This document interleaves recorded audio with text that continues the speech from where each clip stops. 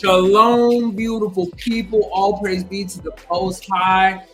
Hallelujah. Hope that you are having a blessed day, and I greatly appreciate you for clicking on this video, in which we're talking about an extremely important topic with inflation.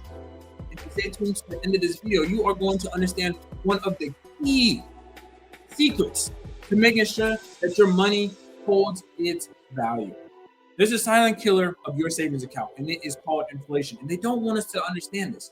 But as I'm seeing everything that's happening geopolitically and with the various nations, I thank the Most High that He's given me a desire to understand macroeconomics, but more so in understanding on how to practically apply things that are going on macroeconomically to the microeconomics in my daily life and sharing content with you.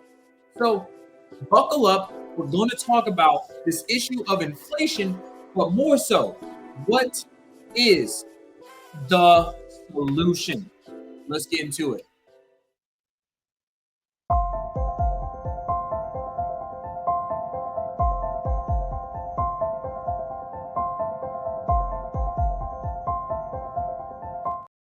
Beautiful people, I greatly appreciate you for clicking on this video. Make sure you like, comment, share, subscribe, do what you do, but I appreciate you, okay? And I pray that this video, in my perspective, blesses you and the Most High gives you discernment in these times that we're living in and how to operate with your portfolios. Of course, it's not financial advice, but exercise wisdom and discernment that can only come through Yahshua and being filled with his Holy Spirit. Hallelujah. Hallelujah. Hallelujah. So let's understand the outlook regarding inflation and how we can fight this as individuals. So first up, I'm going to bring up a document that I've been reading over called the Global Economic Prospects by the World Bank. And they put this out here in June of 2025. Y'all, check the description below because I have the report here if y'all want to go check it out. There's a lot of juicy content up in here, but let's get into it. Global headline consumer price inflation has remained elevated over pre-pandemic norms over the past year, briefly edging higher in some advanced economies. You'll see in the figures below what they're talking about. So the consumer price inflation has remained elevated since pre-pandemic norms. Okay. There's a tightness in the labor market that has kept core inflation at somewhat elevated levels in many economies. All right. So it's hard for people to find jobs. And because of that, inflation is increasing. Now, let's go here. The outlook for global inflation has become more uncertain since last year due to a combination of shocks. Now, this biggest shock that they're going to talk about is tariffs. You see, manufacturers and suppliers, they're not going to pass on the costs to themselves. They are going to pass on those costs to consumers. And we have to realize that that is why prices are going to continue to increase. Even if they go to a domestic production model, those still are going to increase costs. And we have to realize that. All of this geopolitical mess that we're seeing is part of the destruction of Babylon. And we must realize that. So let's take a look here at these graphs. Manufacturing PMIs. We see input prices increase since quarter 4 2024 as of year to date 2025, and output prices are increasing. These are very key things to realize. The prices of goods to make your computer is increasing. The prices to get your computer to your desk is increasing. The prices of everything is increasing. And guess what? With these new tensions in the Middle East, prices are going to rise all the more because oil has become one of the major commodities that affects the prices of these goods. So economies are having to deal with this increased inflation and that expectation. And this is just important to understand. This is what the World Bank is saying as of June 2025. And it's important that we be wary of this. Be mindful of it. Now, I want to check out this inflation calculator. This is a great tool to utilize. And we see here the inflation charts, since forever, wow. 11% in 1981. This is crazy. 8%. Right now, we're relatively low with right here, 3% in comparison. But during the pandemic, I mean, shoot, 7%, 6%. Like, this is crazy work. Regardless of what the Fed does, we must realize that there's ordered chaos. It's an ordered destruction of the current system. And it really is just going to take one event to make things really pop off. So I want to use an inflation rate of 4%, just to be conservative, of average inflation rate over the next 5 years. I want us to think about your money now until 2030, okay? That's the perspective I want you to have. All right, so you have $10,000. Say you want to save up for a $10,000 car. Now, your $10,000 today, if you just let it sit in your savings account, in 5 years, that $10,000 car that you want to buy is not going to be worth. It's not going to cost $10,000. It's going to cost $12,166.53 by 2030. That's just with the average inflation rate of 4%. That's just average inflation, average of 4%. All right, so now you're going to need $12,000, and you just put it in your savings account at 0.00001%, and now you're going to need a whole extra $2,100, $2,200 if we round up, to make that purchase. Now, let's say you have $100,000, and let's say it's for, maybe a big boy purchase, or like maybe it's just for retirement, and you have $100,000 at that 4% inflation rate. Now your $100,000 to make a purchase, let's say of maybe you want to buy, you have $100,000 in your savings, and you want to buy a car that's $100,000. Now that $100,000 is going to require you to have $121,665 in 5 years. At this, that's how much your purchasing power is. So you're gonna need a whole extra $22,000 to make this purchase. Y'all, this is why banks, they tell you to just store your money in their accounts, but guess what they're doing? They're out lending your money. They are only really required to keep like 10 to 20% of deposits. So that means that, let's say they have $100,000, you put your your $10,000, you put your $100,000 into their bank.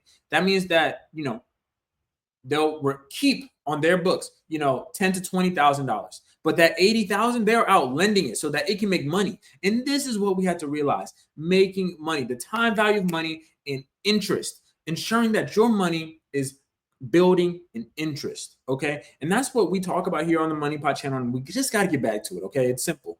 Store of value assets. Assets are going to retain their store of value. Now, some people, y'all got me on a tangent. Y'all got me on a gosh dang tangent. All right, let's get to it. Some people just want to put their money in savings. And you know what? Do you. That's the main way that we have to make transactions. Okay. But like, let's say you got, $5,000, and everyone's case is different. Like y'all are going to see with the verse that I talk about at the end, make sure you're praying and being wise and discerning with your portfolio. But if you keep it in the savings account, it's just going to sit there. But if you put it in an asset that retains a store of value with keeping pace with inflation, your money is going to at least keep pace with inflation or outpace inflation, which is even better. So what are some of the assets that you can have that will retain their store of value? There's so many. Land. Oh my gosh. We saw it in the pandemic, how prices have increased. Land and real estate. Huge, huge, huge. What else? You got commodities. And predominantly, what I'm going to talk about here is gold and silver. And then you've got certain digital assets, cryptocurrencies, and many other sorts of assets that retain their store of value. Even artwork retains its store of value. Making sure that you have valuable assets that are going to retain their store of value. Please drop a comment below and just comment your favorite store of value asset, or the store of value asset that you want to get into. Everyone's investment portfolio is different, but it is important not to just let your money sit and chill. Okay. So I want to talk about what the banks are doing. This is a secret that the banks are doing that they don't publicize at all. They are not publicizing what they're doing. Right now, banks are storing up gold at record paces. The European Union, their second largest global asset behind the United States dollar bill, is now gold. And this is just huge to me. And actually, I said that wrong. Excuse me. Gold has overtaken the euro as the world's second most important reserve asset for central banks. The European Central Bank reported this. So they're saying, like, y'all, it's now USD and then gold that most central banks are having. And central banks continue to accumulate gold at a record pace. A record pace. We need to be thinking like banks. Banks aren't just having printed out money, but they have assets that are going to retain their store value over time, especially once things get weird geopolitically. They always go back to gold for centuries. All right. This is just a graph that shows how gold is now second most important reserve asset for central banks. But I want to go here. Ever since banks have the most amount of gold that they've had since the Bretton Woods Agreement. And this is important to me. Since 1945-ish, this is telling me that things are on the change. Things are changing up, and we have to be mindful of them. Central bank gold reserves have rose to $36,000 tons, in 2024. The largest buyers were India, China, Turkey, and Poland. This is huge. This is massive. And when you look at these countries, think about their positioning as well as who they are also aligned with. Gold prices are surging. It makes sense for us as individuals to have gold as well because it's retaining a store of value. Look at this. Quarter 2 of 2023, it was $2,000 per ounce, per troy ounce, they said. But now, if you would have held it for 2 years, it's at $3,500. This is massive. In a 2-year span, your asset has grown in $1,500. Okay? Just think about it like that, okay? If you would have kept it in your savings account, it would have remained at $2,000. This is why it's so important to have assets that retain their store value. And we must be thinking like a bank. Watch what the banks do. Watch what the banks do, not what they say to do. Okay? Don't do what they say to do. Watch what they do themselves. This is just key, all right? So we see that central banks are buying up gold at record paces. Why? Because something is on the horizon. There's a shift in the world order. There is a new financial system coming about. And that is why they're returning back to a gold sort of standard, okay? So Proverbs 3:21-22, and I'm closing. My son, do not let wisdom or understanding out of your sight. Preserve sound judgment and discretion. They will be life for you, an ornament to grace your neck. The beginning of wisdom is to seek the Most High, to fear the Most High, And when you are in reverence of Yahweh and understand his ways, you will be blessed. But the Most High gives us discernment in these times on how to endure to the end. And he blesses us with this sound judgment as well as discretion on how to operate. He says in Jeremiah, I have plans for you, a future, to give you a future and a hope. And we have to realize that the Most High does not want us out here desolate and poor and in poverty. We are a blessed people, a royal priesthood. We have to realize that. We must be in alignment with his word, understanding what's going to happen to Babylon and how it's going to be judged, and put our faith in Yahshua. Right now is not the time to play around with your investment portfolios. Be diverse, like Solomon tells us in Ecclesiastes. Be diverse in your portfolio and be mindful of the times that we're living in. Don't just say, I'm going to put all my money in my Chase savings account, when you can diversify your portfolio asset. Diversification is key. And this is not what the banks are going to tell you. They don't want you to know about diversification. They don't want you to know what they're doing with their own treasuries, how they have gold stored up, how they are building blockchain departments, how they have land. We saw it during the pandemic, and it's going to happen all the more. So I hope this quick little video blessed you in understanding these times that we're living in and how important it is to have a diverse portfolio to combat inflation. But that's all I got for y'all.